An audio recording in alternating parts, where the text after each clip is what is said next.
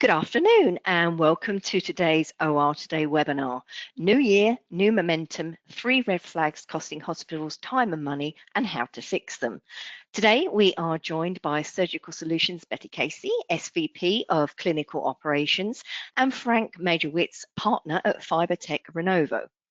OR Today would like to thank our sponsor, Surgical Solutions. Based in Overland Park, Kansas, Surgical Solutions is a trusted leader in on-site surgical support services, specializing in non-clinical surgical services, staffing and sterile processing. They deliver tailored solutions for a broad range of surgery centers. So for more information, please visit surgical-solutions.com. Now, today's webinar is eligible for one continuing education hour from the California Board of Registered Nurses, and you can obtain your certificate by completing the post-webinar survey, which will be emailed 1 hour after the completion of today's webinar. You must complete the survey to receive your 1CE certificate, and you'll be able to download your certificate directly from your computer once the survey is submitted. If you have any questions, you can reach us at webinar@mdpublishing.com. Now, I just want to give a quick mention about our upcoming virtual training course on how to become a medical laser safety officer. The next MLSO course is taking place in April, and that's 18th and 19th. So for more details and registration, please visit medicalsafety.com.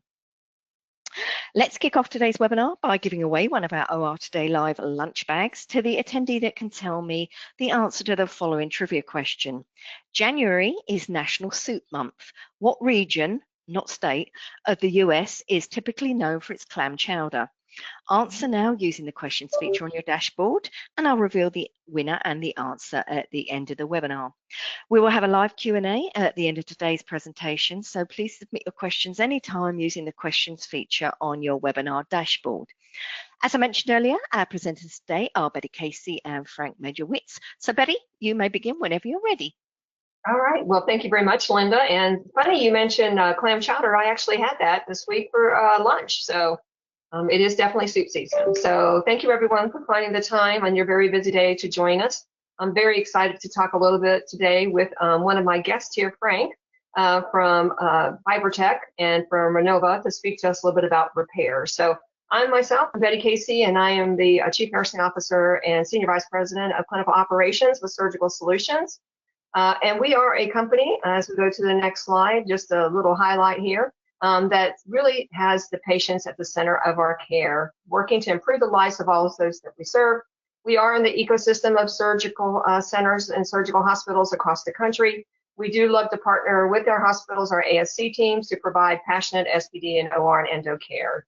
Very much focused, as you know, from quality, efficiencies, and outcome, where the patient is always at our center of everything that we do.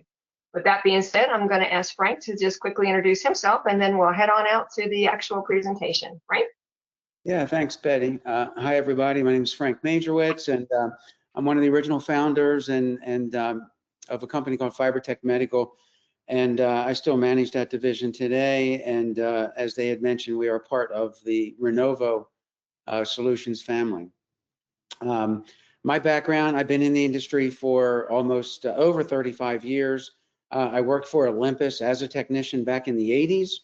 And so I've been hands-on involved in managing endoscopy equipment and surgical equipment for, well, since 1986. So a very long time. If you go to the next slide, I'll share a little bit of a snapshot. So currently today, the company Fibertech, we provide service and support for all brands and models of flexible and rigid endoscopes, surgical cameras, power equipment, and surgical instrumentation. So we have our hands on a lot of different pieces of equipment, very familiar with damage trends and things of that sort. We're ISO 13485 certified, and we also spend a lot of time focusing on education productions like this for our customers to help them improve their operating efficiencies. Thank you, Frank. We look forward to hearing your thoughts and your insight on what we can do to help reduce costs and delays and repairs. Our learning objectives, just as the requirement for our CEUs, is to number one, be able to identify practical Q1 readiness strategies to reduce delays and improve surgical day predictability in 2006. By the way, Happy New Year's to everyone. Second of all is to recognize key driver preventable downtime opportunities that will affect your workflow, your readiness, and be able to mitigate those tactics if that should happen. Number 3, we're going to be identifying and understanding how major repairs, such as level 3 and 4 for scopes, especially those endo-GI scopes, can impact your operations, cause case disruption, and most of all, really impact your budget. And then number 4, we'll be describing some KPI tracking opportunities for you to track your repair, really work with your repair company to be able to plan for support for not only the occurrences and the avoidance of repair, but also to be able to understand what your capital needs are if you need more equipment. So we're going to talk a little bit about how you partner together. And then last but not least is being able to identify through some simple red flags, a checklist to spot in your facility what you can do to help avoid these red flags. All right, so a lot of great things taking place today. For the agenda, we're going to start out with flag number 1. We call these red flags, losing OR hours every day. Number 2, we'll be looking at your equipment readiness so that you're not always in a scramble or at what we call a firestorm every day. Trying to be more proactive versus reactive when it comes to scope repairs and scope care. In addition with your equipment care, Frank's going to talk a lot about some of the proactiveness that we can do as clinicians in the space that we work at. And flag number 3, making sure you're measuring the right things and not the wrong things. Sometimes we do so much data collection, but we fail to really be collecting the right data or being able to trend what that data is telling us. So hopefully you'll get those learnings today in our presentation. So we're going to kick it right off and get started because we've got a lot to talk about this afternoon. We're going to start out first with avoiding red flag number 1. And this is to ask yourself this question: is your hospital losing hours every day without realizing it for it? So as we dive into that, there's the chat side. Please welcome anything that you want to add into the chat that we're not addressing or you want us to address. Just make sure you add your information in the chat. So underneath the resolution for red flag number 1, these are some ideas that we put together from our experience, both in the clinical as well as in the repair space, of some common OR delay drivers. One thing that we have discovered that really holds back us being successful in caring for our patients and getting our day started is missing items. Nothing's more frustrating than go into a case and not have what you need, or being able to set up something and the equipment is not there or available, or there's not enough of the equipment to go around. We'll also look at the turnover variability. How often are we turning over trays and instruments and equipment? Does that signal to us that perhaps we need to purchase more?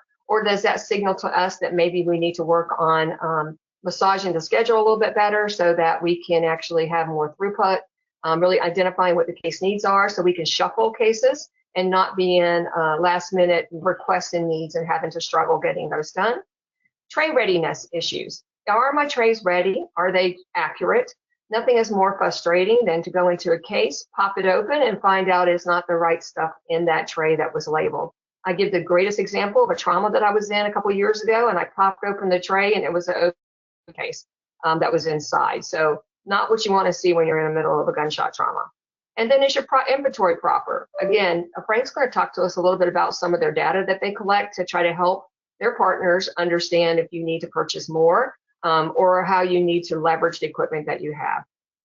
Last but not one of the last things to look at is your communication breakdown.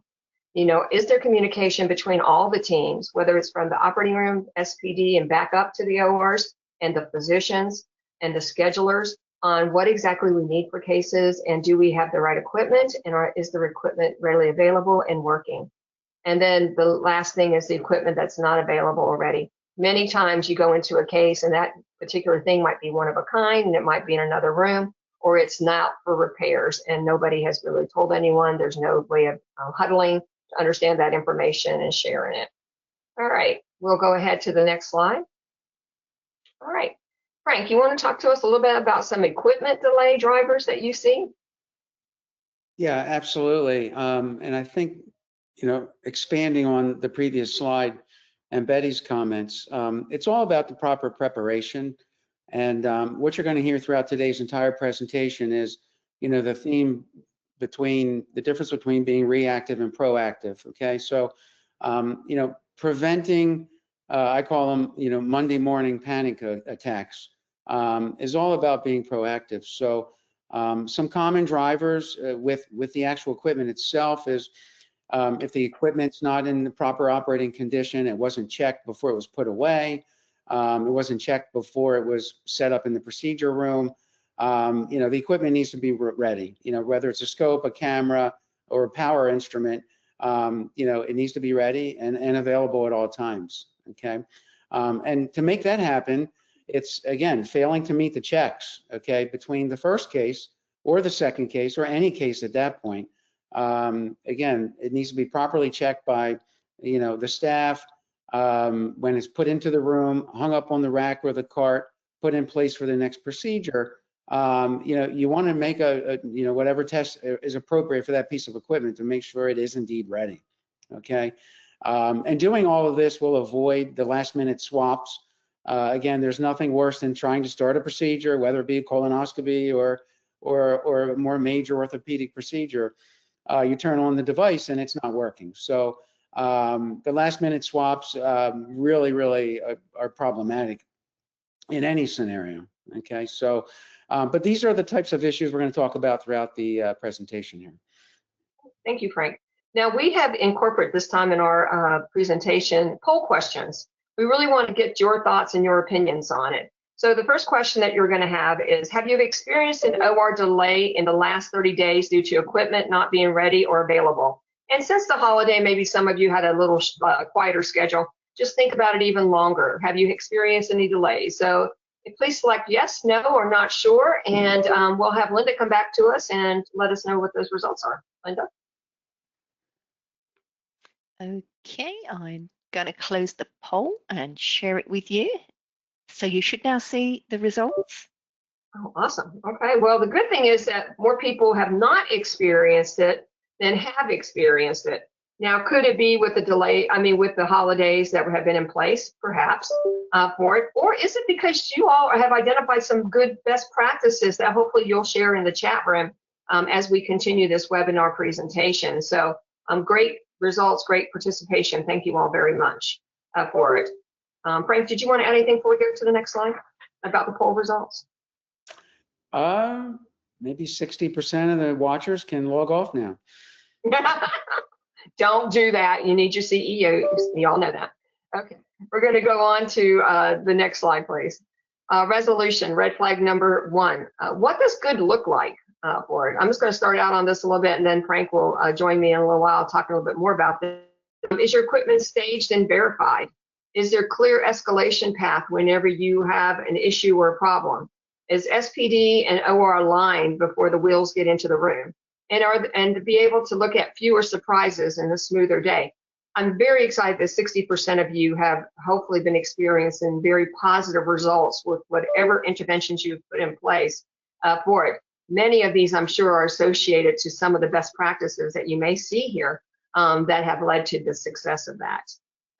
Frank, did you need to add anything on this before we go to the next slide? No, I think you covered it.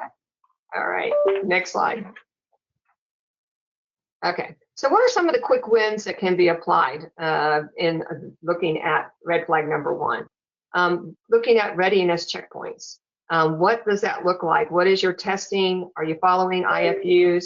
Are you testing equipment before it goes into the room? Are you looking at it more, specifically when you're doing the decontamination and the assembly part to make sure it's ready to go for the next phase for it? So looking at identifying good readiness checkpoints. Being able to clear the no-go criteria. In other words, if there's a problem or issue, what does that look like? How is that communicated? And how are you, as it says in number 3, given that early escalation and late scrambling? Frank, anything from you on what you practices of the hospital partnerships that you have that may deal with how they communicate when their equipment is down that you're aware of? Yeah, so if you look at the past couple of slides here, you're going to see I think we see a common theme going throughout this presentation. And it really is making sure that everyone in your staff that handles the equipment is properly trained. They understand it. They understand how it operates, and they know what to look for. So when you talk about readiness checkpoints, you need to understand what to look for, what to check.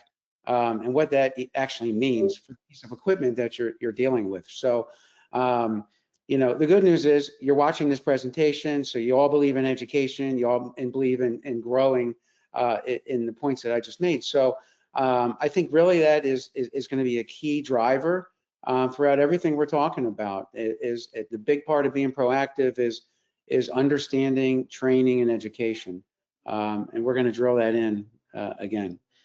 Great. Thank you, Frank. Certainly communication is key to everything that we do, and this is a great example of why that works. All right, next slide. Please add something to the chat room if you have any questions or anything you'd like to add in regard to that. All right, we're going to head to now avoiding red flag number 2, which is equipment readiness, reactive systems, and creating a reactive delay process for it. We'll go to the next slide and we'll talk a little bit more about that. I think one of the areas that we wanted to focus a little bit on, and I'm going to ask Frank to speak a lot to this, is really looking at endoscopes for it. I have to say that in my own career, I have found these scopes to be very difficult, not only to clean, to manage, and to make sure that they are safely cared for, because they are unbelievably delicate. And Frank is here to really show that to us. So Frank, if you want to speak a little bit about our friends, the endoscopes, and some of the things that you all recommend as a repair company. I know you see a lot of these. You've seen a lot with our customers that we send for it, and a lot of things we're very proactive on. So would you like to share a little bit and go over the slide with us? Yeah, absolutely. So, we could talk an hour or two just about flexible endoscopes. But keep in mind the overall presentation here is about all the equipment you deal with, okay? But we do pick on endoscopes, and the reason being is out of all the equipment, cameras and power tools, the flexible endoscope, the GI endoscope, tends to be one of the more expensive devices, 2, one of the more fragile devices, and 3, as far as repair and maintenance goes, certainly one of the most expensive items to repair. So for that reason, the flexible endoscopes tend to always get more attention in any location. And I realize that some of you on the call might be in SPD, you might be in OR, so some of you may not even have the the fun of handling flexible endoscopes at all. But if you do come encounter with them, or if you do routinely already handle them, you just need to keep a few things in mind. Again, that they are very fragile, they are very expensive to repair. And as far as flexible endoscopes go, back to the routine checkpoints that we might talk about a little bit further in the presentation here. Every flexible endoscope is going to need to go out at least 1 or 2 times a year, just for routine normal wear and tear adjustments, okay? You'll never avoid that. It's like your car, every year you have to get an oil change. You eventually will have to change your brakes. You'll eventually have to put new tires on your car. And that's the same with an endoscope. Sooner or later, there will be wear and tear that is going to need to come out for an adjustment or a replacement of some component. So you will always, for that reason, you will always see your inventory of scopes any given month, 1 or 2 may be going out for one of these routine adjustments, okay? However, to that point, most endoscope damage is preventable, okay? If I had to give you a ballpark scenario, I would say that 80% of the endoscopes that we get in for repair are preventable accidents, user-related damage, and only 15 to 20% would be those normal wear and tear items that just need to come in for an update. Okay, so the good news in that is because it's preventable and such a high level of preventable damage, through education, through seminars like this, through increasing awareness, we can hopefully drive down those preventable types of damage. Okay, and again, the last point here is being proactive and not reactive. So with a lot of proactive steps that we're talking about now, and that we'll talk about in the future, I think a lot of these preventable mistakes can be eliminated.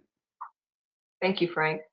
In the next slide, Frank's going to outline some of the actual common damage. So next slide, please. Yeah, sure. So again, this is far from everything that should be on this list. And not to, we don't want to be picking on flexible endoscopes again, but back to what I said earlier, you have to highlight it because it's such a big part of anybody's budget, okay? So these are some of the more common reasons endoscopes would go out for repair. External leaks in the bending section sheath. That's at the distal tip of the insertion tube, the last 5 to 6 inches. The outer sheath is made of a thin rubber material. It's very prone to getting cut, pinholes and leaks in that area. Definitely an area you want to keep an eye on and keep sharp objects away from that particular part of the endoscope. Reduced angulations, where the knobs, the angulation control knobs are loose. They may be too loose, they may be too tight. These types of issues, in some cases, can be normal wear and tear that are unavoidable. They just get loose over time and they need to come back in routinely for annual adjustments. And in other cases, it could be something that is preventable.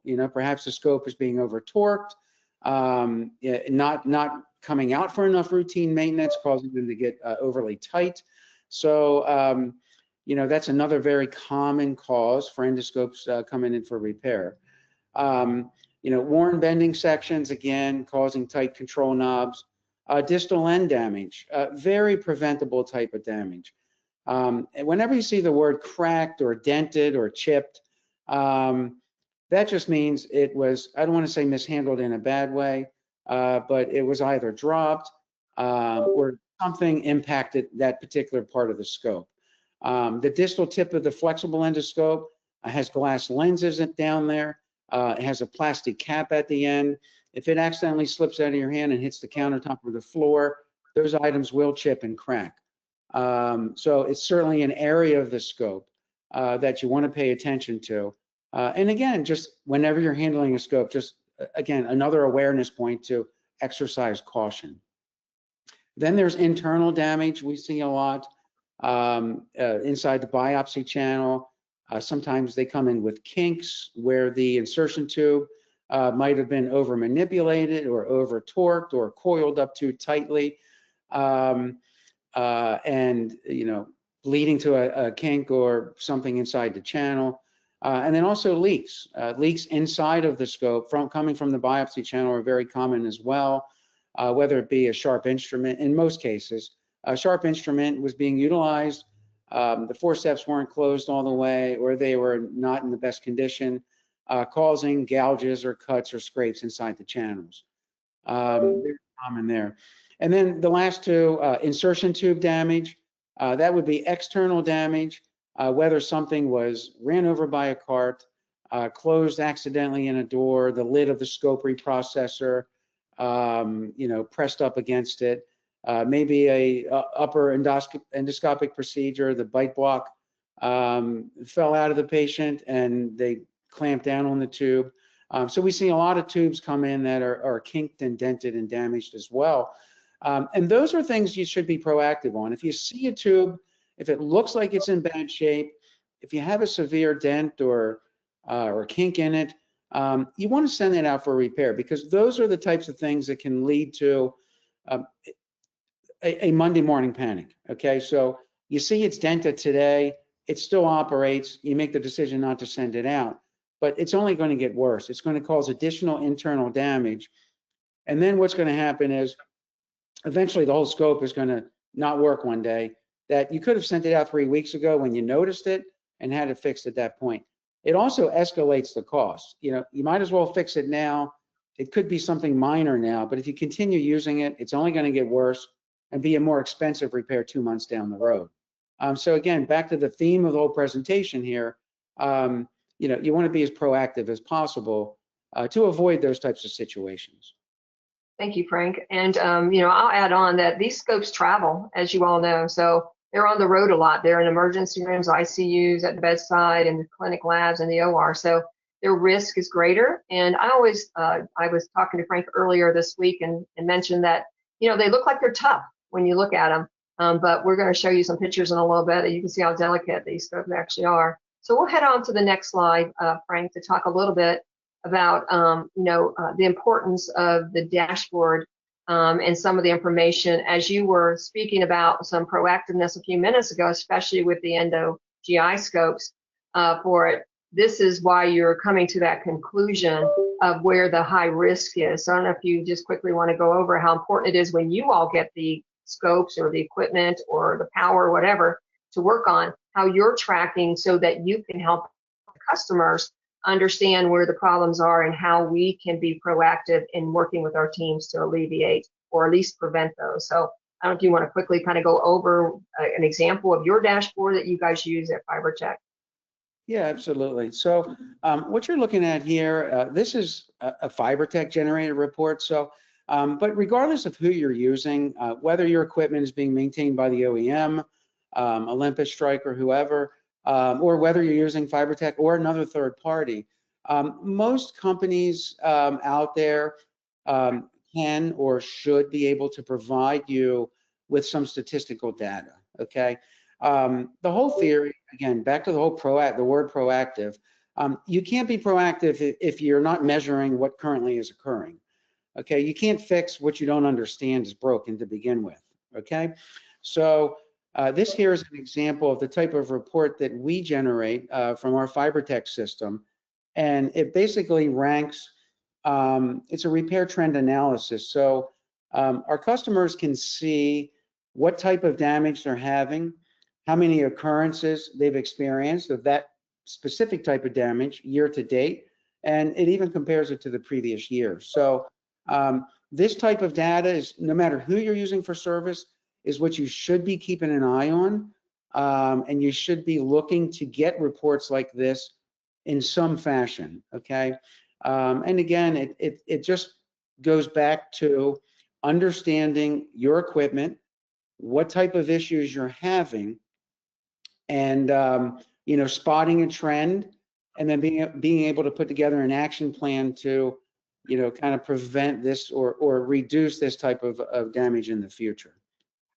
Thank you, Frank.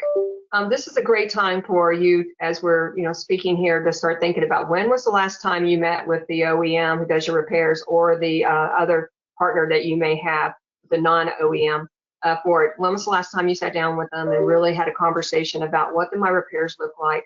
What are my, as you see down here, the preventable ones that we can work on, and how can we work together to partner to educate people to understand, including our physician population for it. So thank you for taking this time. First of the year is always a good time to clean your house and get yourself organized, and it's a great time to get so that you can keep up with them throughout the years, a meeting at least, if not quarterly, at least twice a year, to go over your data so you understand where the opportunities are.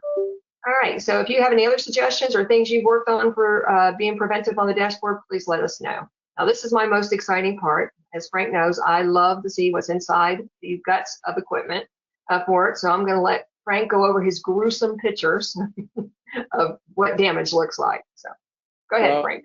In the spirit of trying to keep this to an hour call, I chose 4 pictures, but as you all can imagine, there was hundreds to choose from. But no, if you look at this, so image number 1, it's actually, that's a camera head. Okay, so it's a Stryker camera head. You can't really see any specific damage to this picture, but I'm sure there's some smiles out there. And the comment I'm going to make about this is the number 1 issue with camera heads is damage to the cable. Okay, that cable, as you all know, if you've handled a camera before, is, you know, at least 6 foot long, maybe 6 to 8 foot long, and it connects the camera head back to the processor on the cart to give you an image. And I should have put a big X, a red X over top of this image, because this is not the proper way to store your cameras, okay? The cable is coiled up way too tightly. It's putting a lot of it, you know, this particular photo here is demonstrating excessive pressure on that cable, which is going to cause it to kink and cause interference with the image. So, you know, imagine a big X on that photo. That is not the way a camera head should be stored. But I can tell you, I spend a lot of time, my team spends a lot of time inside of facilities and surgery centers, and this is, you see this quite often. My advice would be when you are coiling up this cord to the camera, I'd say keep it about the size of a steering wheel. You don't want to loop it any tighter than the size of a steering wheel, or let's call it about 12 inches. And I think that keeps it in a safe position to avoid damage and kinks and things of that sort. Image number 2 just looks like a bunch of parts, but what it's really demonstrating is that's actually a power piece. For those of you that might deal with the TPX drivers, this is a piece of power equipment that came in, wasn't working properly. It was opened up, and you can see inside of basically the rust, the debris that came out of the gears and came out of the, it came out with the inner components of this power tool. So at some point, this was flooded and exposed to water, and created all kinds of issues with its performance. So it's interesting and sometimes surprising when you open up a piece of equipment what can come out of it. So again, just demonstrates what could happen on the inside of a power tool when it gets flooded or has external damage to it. Image number 3. Hard to tell what that might be, but that is actually a magnified view of the distal tip of a rigid endoscope. Okay, you can see all around the edges. That's a combination of and this what makes this such an interesting photo. There's a combination of things going on here, and it is laser damage from laser burns. Okay. And actual metal damage from a shaver, okay, that was utilized during a procedure that was not far away enough from the tip when it was activated, causing this type of damage to the tip. Now, to the naked eye, it might not look this bad, but again, under magnification, you can truly see how not handling the equipment properly, following the correct IFUs, what type of damage it can cause to a scope. And then image number 4, that's the distal tip of a flexible endoscope. And it's just pointing to some common issues that we see at the tip of a flexible scope. In the previous slide, I referenced glass lenses at the tip. You can see the lenses there. There's 3 of them. You can see the opening of the biopsy port, which is on the left-hand side of that image. And then you can see what this slide is really trying to point out are the seals that are missing. Those lenses at the tip of the endoscope are sealed with an adhesive type sealant. It's not to hold the lens in, but it's to prevent debris from building up around the edges of those lenses. And they are also there to help prevent reflection during the procedure, to stop reflection from getting into the glass and into the image components of the scope there and the lights. So it all kind of ties together. But here you can clearly see that those seals are missing or peeling apart. And that is something that's very common. I can tell you from experience, I could walk into any facility today and look through, if I look through a dozen scopes, I'm sure I could find 1 or 2 that have seals that are either completely missing or half missing. And, I point that out as a potential cleaning hazard, and not to scare anybody with that word, but it really can be a potential cleaning issue. And those are things that should be routinely looked at and taken care of in a timely fashion.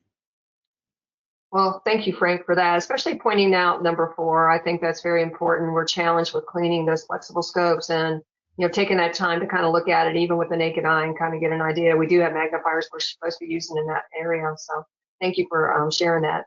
Well, sharing your gruesome slides with me, as I tell you. So, all right, next slide. If you, again, please feel free to make a comment in the chat room.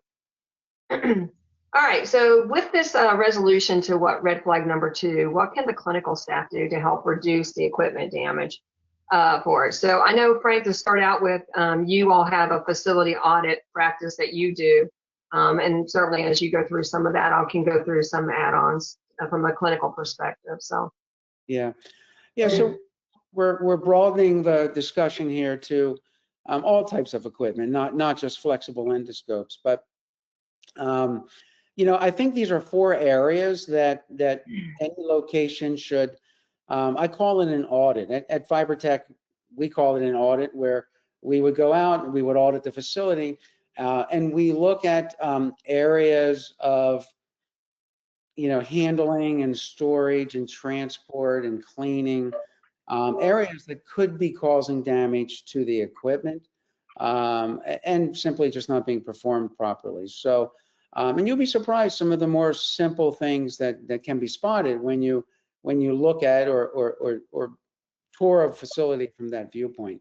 But certainly the first area is equipment storage. Again, whether it be a flexible scope, a rigid scope, everything needs to be stored properly. And if it's not stored properly, it's an area where damage could be occurring. For example, flexible endoscopes typically hang in closets. Over the years, there's lots of occasions where you would go in and the closet's just not, high enough off the ground, the rack, and the tip of the scope is hanging on the ground. It's not what you want to see. It's an area that damage could cause, and fluid can collect down there. It might not drain properly. It could be, cause different issues.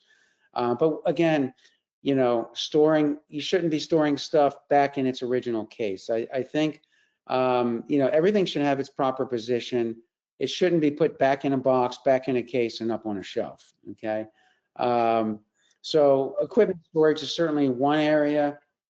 Refer back to the manufacturer of the equipment and what their recommendations are, what the industry recommendations are, and quite honestly, whether it be us or another third party or OEM, what our recommendations are. So proper equipment storage is certainly very important. Equipment transport. How is the equipment being transported, from SPD up to the departments, back to SPD, from the cleaning room into the procedure room, and from the procedure room back to the cleaning room? What are your handling techniques?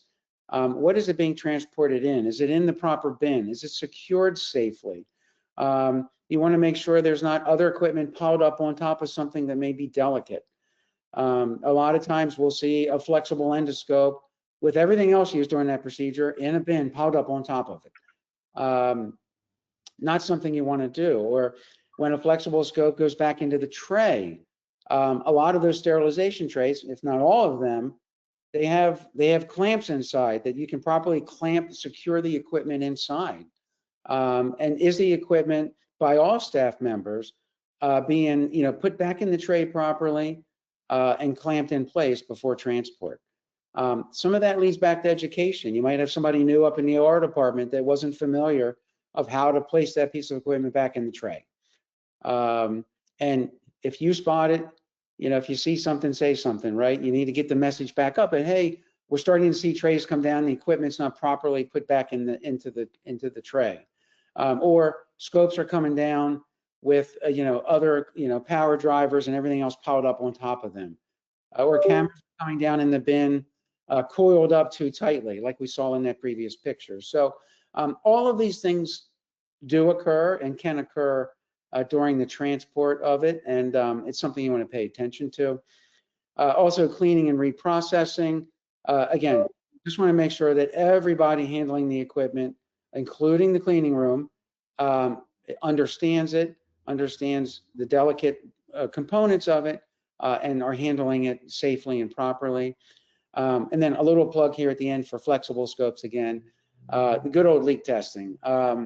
I'd be misrepresenting everybody if I didn't bring up leak testing. And one of the most important things that you've heard before with a flexible endoscope is leak testing.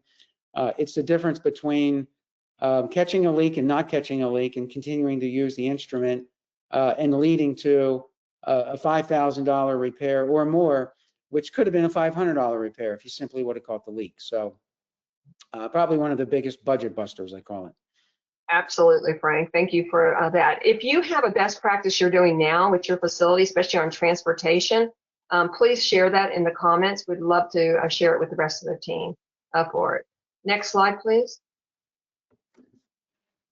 All right, we have another poll question coming up, right? Oh, no, is this our poll question? Oh, no, we're going to talk a little bit about being proactive versus being reactive. So just a quick reminder, when you're reactive, you're always in a scramble. You have some fire drills, last minute fixes that you have to do. If you're more proactive, then you have some plan checks that you're doing. Everyone has an ownership mindset, and that you have standard work processes to manage your equipment, your instruments, and your scopes on both the transportation, the hanging of the scopes or the storage of it, as well as for the cleaning process. We'll go to the next slide.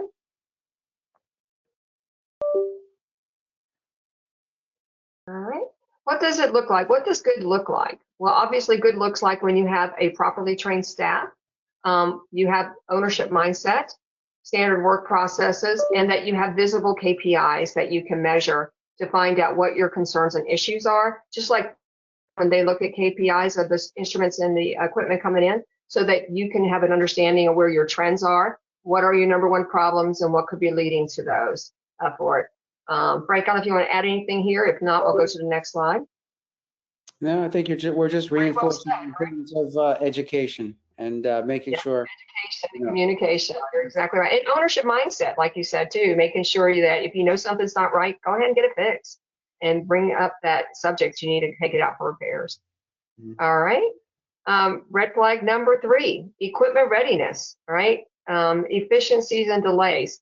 One of the things that are very important as you're looking at your repair and really starting to re-clean your house for this year as we're beginning the new year, go through what was happening last year and what your plans are for resolution of best practices this year. One of the things we just want to talk about just quickly is some of the efficiency delays. Sometimes we have too many KPIs. Sometimes we are looking at things and we have so much on our plate, so many things to measure, but we're not really looking at maybe things that we need to look at, and also things that we need to be measuring for quality and for safety that potentially can show us where the problems are. Number 3 for the efficiency delays is also when you have a lot of data, sort of what Frank showed you, you may be sharing with a customer or not getting it shared with you as a customer what the problems and concerns are. So if you don't have the data, then you're not able to learn or to know what action to take. And then the last thing is having no visibility into repeat failures. The great thing about developing a partnership with your repair company, again, whether it's an OEM or whether it's a secondary repair company, repairs that you're in a relationship with, is really meeting with them to really gain that partnership, talking about what your concerns and issues are, where are you trending, and where can they help you with for education. Frank, did you want to add anything to this? If not, we'll move to the next slide. No, I would just say it takes a village, and Takes a village. I knew you were going to say that. I was waiting for you to say it. you should be working with, even if you are working with a third party, the OEM, it's their equipment, they should still be there to support you as well. And you really need to lean, I think my advice to all customers is lean on everybody in your network to make sure that you get the right education and the right programs in place. Thank you. Great comment. If you have a comment, please put it in our chat room. The next slide, please. Yeah, equipment readiness.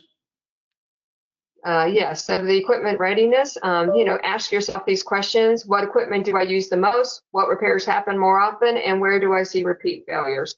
Anything you want to add on to this, Frank? Yeah, again, I'm sure we can all see there's a common theme here, right? So, always be asking, you got to ask the right questions, and hopefully we're giving you today some right questions to be asking.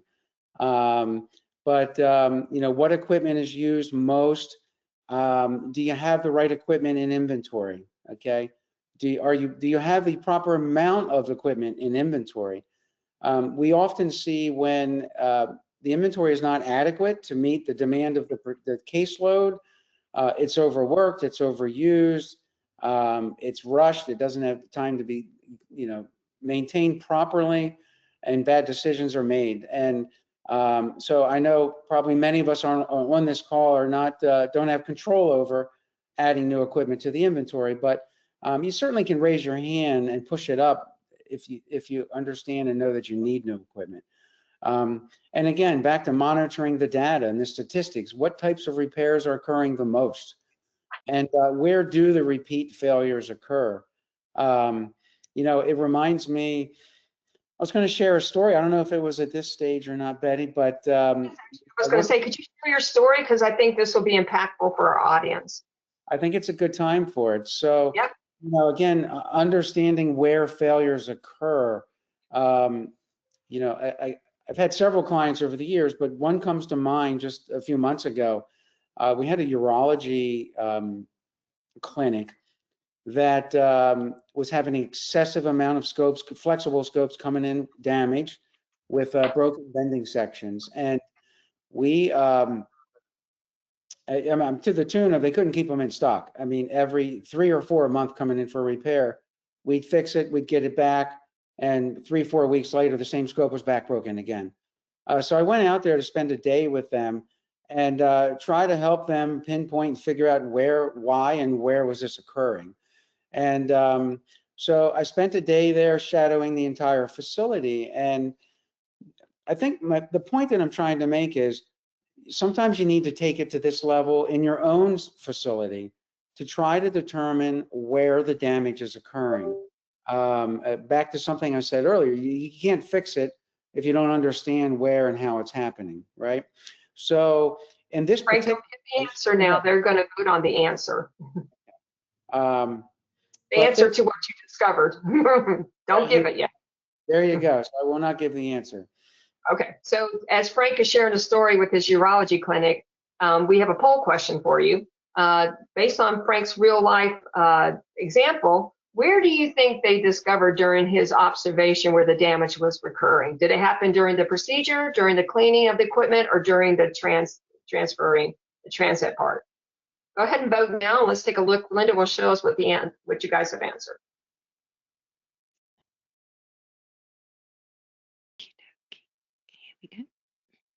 Okay. Oh, split 40-40 during the procedure, during the cleaning. Frank, you want to tell us where you discovered it in your observation? Thank you, Linda. Pretty interesting there. It's a good split. You know, I said earlier, I used the line, it takes a village. It takes a village to support you guys, and it takes a village sometimes to break equipment too, right? So, and in this particular scenario that I was telling the story about, I determined that the damage was occurring during the procedure. So it was basically heavily used equipment, a lot of different physicians, and it was with the small diameter uretoscopes in urology.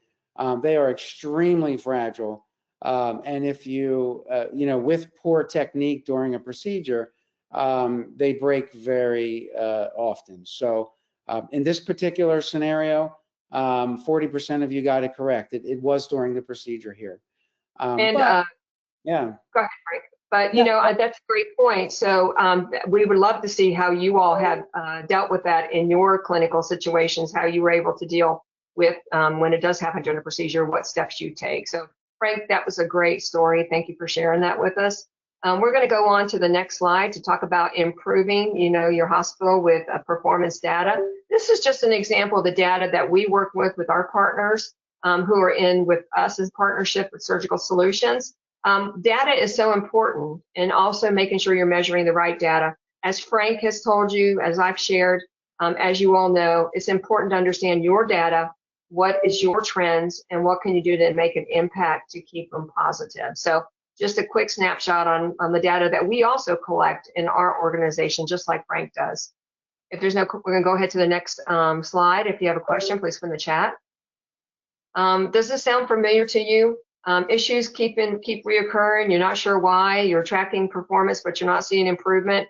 Your team spends a lot of time collecting data. I know I have to listen also with our team, talking about data and collecting it.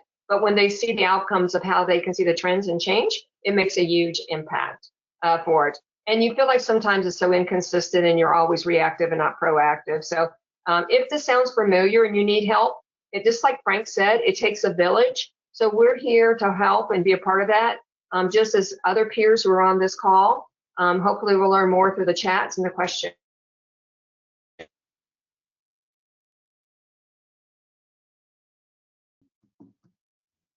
again, let you know that you're not alone. It's not a failure to bring an expert to help you, just so you know that. It takes a lot of people and support to understand and to see what we can do for improvements. Every hospital faces these challenges. Every company faces these challenges. So again, you're not alone. If you need anything, we're here at Surgical Solutions. Frank's there with FiberTech to help you, and many of your people on this call today are peers that can also help. Next slide. All right. We're going to thank you all very much. Thank you, Frank, for your time. We're going to wrap it up with some questions and answers. Linda? Yes, thank you, Betty. We've got a few that have come in. The first question is, now, if a hospital wanted to get started with these suggestions right away, what is one small change you'd recommend to improve equipment readiness? Frank, you want to go first, and I'll be happy to chime in. What would you recommend if they had one thing that they could start working on immediately? I have an idea. If you want me to start, I'm happy to. I mean, I would say 3 come to mind. I don't know the order of importance, but I would say one is back to the beginning of our conversation when we talked about an audit. You know, and an audit could just, in simplest terms, you know, just walk around your facility and look at yourself with a notepad and just look at the areas, the things that we spoke about. You know, look at the storage, watch some things being transported down the hall. You know, that's one thing that you can do immediately to see if you spot right off the top any inefficiencies or hazards in that sense. And then the other thing would just be when was the last time your staff had an in-service? I do a lot of in-servicing, and my team does a lot of in-servicing, and it is kind of still surprising when I'll get into a facility and they say, we haven't had an in-service in 2 years. I think it's, you know, that's something you can do right away. Most companies, the OEMs, don't charge for it, and just get it scheduled. And even if you have senior folks that have been there for 10 years, I would still have an in-service once a year, just as a refresher, just as an awareness campaign, and remind people on some of these handling items. Frank, I was going to say the same thing you did too. I think observation is very important. You know, put on your scrubs, go back there, take a look at what's going on, follow a tray, follow an instrument, follow a piece of equipment, just to kind of see what's going on. And you don't have to make it so the staff feels that they're like, you know, being observed. You can engage with them. You can say, hey, I'm learning, just trying to understand it so that I can make our work better for them and engage them into it. They'll be happy to give you some suggestions for it. And then even ask the staff, what would you like this year? What gives you heartburn when you're working? You know, what causes you angst? You know, just letting them be a part of what KPIs you're looking at so that you're collecting meaningful data. You know, why can't they get started? What are their barriers that they see? And being able to measure things that they can be included in, but also will make an impact to their work is another good idea. So that's a great question. Whoever asked that, thank you so much. And of course, we're available. If you have any questions, you can reach out to us. We're happy to, you know, help you with some suggestions. We see some best practices across the country. Any other questions, Linda? Yep, another one that's just popped up is, for facilities that do not track a lot of data, what is one equipment metric that is most helpful to start with? What do you think, Frank? I would start with I would start at looking at what piece of equipment is going out most frequently. Right, you're in my head today. And focus on that, of course. And then I would drill down from that. Okay, so yeah. what items are going out? I would first rank them and look at what items are going out most frequently and what seems to be the most common type of damage with that item. And how many times has it went out in the past 12 months? That is. The other thing you can do is look at the most costly item, right, too, Frank? Maybe you can look at a bill from last year. What was your most costly repair that you had? And really dig into that information. You can do that too also. But I agree with Frank. Looking at, you know, the frequency of what item is going out. Sometimes you could have a lemon, to be honest with you, but lots of times you're going to find that there's something that's contributing to it, just like the urology story. Not to jump in on you there, Frank, but I also think looking at what is my #1 item that I sent out last year that cost me a fortune to fix. Yeah. And I wouldn't, I would add to that, I wouldn't focus, obviously you have to look at cost as well. But I wouldn't put a lot of emphasis on cost on the first pass, because keep in mind that even inexpensive repairs are still repairs. It's still a piece of equipment that comes out for service, might be out of commission for 5, 7, 10 days. So whether it's an expensive repair or minor repair, it still creates the same type of issue. Equipment not there, not ready, not available. So disrupting your day. Disruptions. A great question, whoever asked that. Thank you. And is there another question, Linda? Yeah, we've got a scope repairs question here. Are level are level 3 and 4 scope repairs needed suddenly, or are there any warning signs teams should look for? That's a good question. So, yeah, I mean, there are times when something major can occur suddenly, for sure. Mostly accidental, perhaps it was dropped or flooded, and that was, of course, all of a sudden. But there are a lot of cases where, if you recall, we've been talking a lot about being proactive.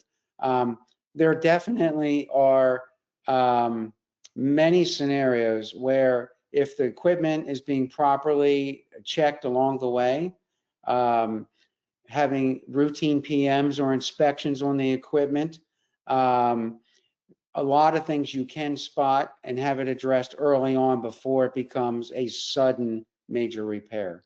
For example, tight control knobs on a flexible endoscope. If the control knobs are tight today and you notice it and you know they're tight, and you keep using it, eventually that cable is going to snap. That's what's going to happen next. It could be a week from now, it could be a month from now, but that cable will snap. So again, that's just one example. But if you were paying attention, checking the scope properly, you would have avoided that all of a sudden major repair. But again, they're fragile instruments, so you will always have some amount of, oh, I didn't expect this today, and it happened today. Yeah. And I'll add on for the flexible scopes. If you look at, take a look at ST91, there's a lot of proactive looking at your equipment in advance or during the cleaning process to make sure. One thing that we discovered in one of our GI scopes is that through the bore scoping process, we saw a little clip that was left behind, and that could have been a big damage if we had not seen that forward. So I remind you to go back, look at your IFUs, also look at what the recommendations are by Amy and our standards, to look at how we are proactive in our cleaning process with some of our look at even in our level, so that we can get the help before it becomes a disaster. Yeah. I will mention here, since we're near the closing, I do have my email here. So we do have an inspection sheet of common things to inspect on a flexible endoscope. So if anybody on the call is interested, feel free to email me, and I'll be happy to just send you a copy of it. Yeah. And also on mines, we have we do instrument tray audits, and we also believe in tray tracer. So those are things that you can reach out, and we'll be happy to speak to you about some. We look forward to talking to you about what we can do. It doesn't cost anything to just have that chat, right? For it. So we also, as addition to Frank, are more than happy to help and give you some best suggestions. Another question? I think we have like 2 minutes, and then we'll wrap it up. Yeah, one more we can squeeze in. Okay, we'll squeeze it in. Yeah. How can hospitals make sure equipment, especially scopes, are being handled properly across different teams and shifts? That's a great question. Frank, you want to bring that on? You? Yeah. Well, yeah. The question kind of answered itself a little bit. So, yes, you want to make sure that education, everything that we talked about today, whether you're in the SPD department or the OR or same day surgery or wherever you may be, you want to make sure that this education, this message is being distributed amongst all departments where the equipment may flow through. Okay. So the best thing you can do is, and again, sometimes it's the manager above you that is over the entire facility that would be able to coordinate. You want to make sure you give the same in-service. If I was managing a location, I would say, look, we want to in-service SPD, OR, NGI with the same in-service, with the same message, because they all handle the flexible scopes. And want that continuity of understanding across the entire facility. Thank you, Frank. That's a great suggestion. Linda, do you want to wrap us up and about our CEU? Yes, thank you both so much for your time today and for such a great and informative presentation. Now, if you'd like more information about today's presentation and sponsor, please visit surgical-solutions.com. As promised, the answer to today's trivia question is New England. So congratulations to our winner, Alison Leak in Indiana. Just a quick reminder, you can obtain your certificate by completing the post-webinar survey, which will be emailed 1 hour after the completion of today's webinar. You must complete the survey to receive your certificate, and you'll be able to download the certificate directly from your computer once the survey is submitted. If you have any questions, you can reach me at webinar@mdpublishing.com. Now, please visit ortodaywebinars.live for more details of all our upcoming webinars and, of course, complimentary registration. Now, just a quick reminder, if you have missed any of our past OR Today webinars, including any by Surgical Solutions, you are still able to view them on our website, ortodaywebinars.live. So thank you all for your time today, and I hope you enjoy the rest of your day. Thank you. Thank you, guys. Bye-bye.